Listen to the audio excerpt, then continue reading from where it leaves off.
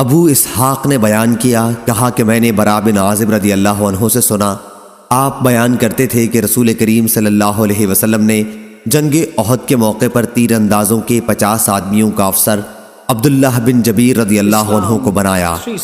آپ صلی اللہ علیہ وسلم نے انہیں تاکید کر دی تھی کہ اگر تم یہ بھی دیکھ لو کہ پرندے ہم پر ٹوٹ پڑے ہیں، پھر بھی اپنی اس جگہ سے مت ہٹنا جب تک میں تم لوگوں کو کہلانا بھیجوں۔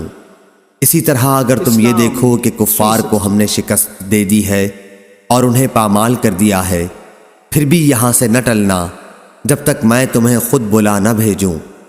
پھر اسلامی لشکر نے کفار کو شکست دے دی۔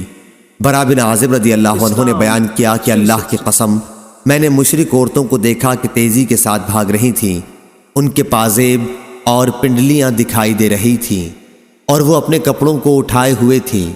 عبداللہ بن جبیر رضی اللہ عنہ کے ساتھیوں نے کہا کہ غنیمت لوٹو، اے قوم غنیمت تمہارے سامنے ہے، تمہارے ساتھی غالب آ گئے ہیں، اب ڈر کس بات کا ہے؟ اس پر عبداللہ بن جبیر رضی اللہ عنہ نے ان سے کہا، کیا جو ہدایت رسول اللہ صلی اللہ علیہ وسلم نے کی تھی تم اسے بھول گئے؟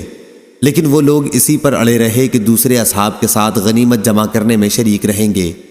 جب یہ لوگ اکثریت اپنی جگہ چھوڑ کر چلے آئے تو ان کے منہ کافروں نے پھیر دیے اور مسلمانوں کو شکست زدہ پا کر بھاگتے ہوئے آئے۔ یہی وہ گھڑی تھی جس کا ذکر سورہ آل عمران میں ہے کہ جب رسول کریم صلی اللہ علیہ وسلم تم کو پیچھے کھڑے ہوئے بلا رہے تھے۔ اس سے یہی مراد ہے۔ اس وقت رسول کریم صلی اللہ علیہ وسلم کے ساتھ 12 صحابہ کے سوا اور کوئی بھی باقی نہ رہ گیا تھا۔ آخر ہمارے 70 آدمی شہید ہو گئے۔ بدر کی لڑائی میں حضرت صلی اللہ علیہ وسلم نے اپنے صحابہ کے ساتھ مشرکین کے 140 آدمیوں کا نقصان کیا تھا۔ 70 ان میں سے قیدی تھے اور 70 مقتول۔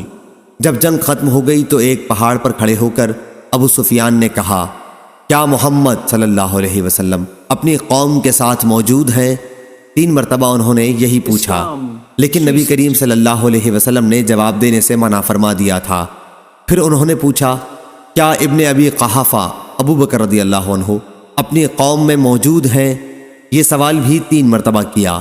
پھر پوچھا، کیا ابن خطاب رضی اللہ عنہ اپنی قوم میں موجود ہیں؟ یہ بھی 3 مرتبہ پوچھا۔ پھر اپنے ساتھیوں کی طرف مڑ کر کہنے لگے کہ یہ تینوں قتل ہو چکے ہیں۔ اس پر عمر رضی اللہ عنہ سے نہ رہا گیا اور آپ بول پڑے، کیا اے خدا کے دشمن، خدا گواہ ہے کہ تو جھوٹ بول رہا ہے، جن کے تو نے ابھی نام لیے تھے وہ سب زندہ ہیں اور ابھی تیرا برا دن آنے والا ہے۔